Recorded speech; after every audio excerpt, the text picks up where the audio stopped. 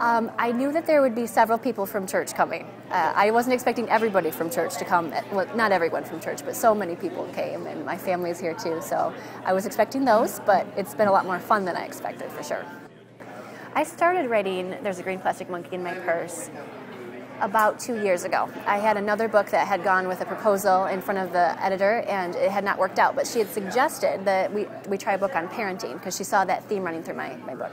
So I submitted the proposal about 2 years ago, and we've been working on it ever since. My son Caleb went to a restaurant, and they gave him a funny little green monkey to wrap around a straw. And he handed it to me, and he said, "Here, Mom, keep this for me."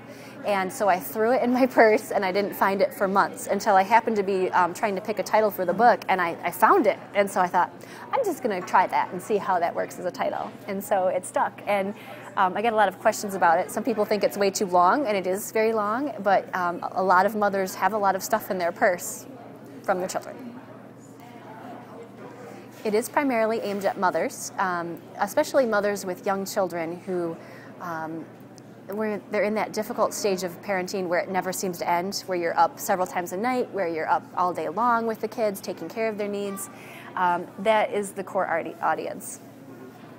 I didn't for the longest time, but the more I have prayed about it, the more the Lord has spoken to my heart, and that's what my job is. I've often prayed, Lord, should I go get a real job where I earn some money?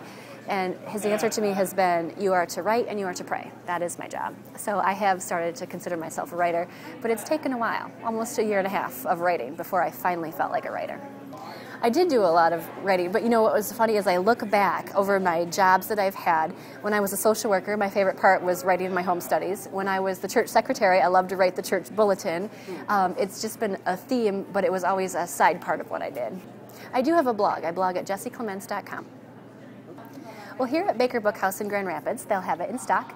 It's also available on Amazon.com, and it should be in local retailers soon. They tell me. It's getting there.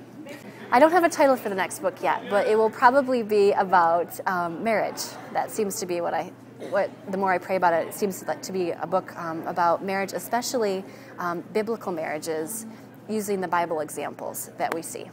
Like Moses. Did you know Moses had a wife? Her name was Zipporah. I did not know that until recently.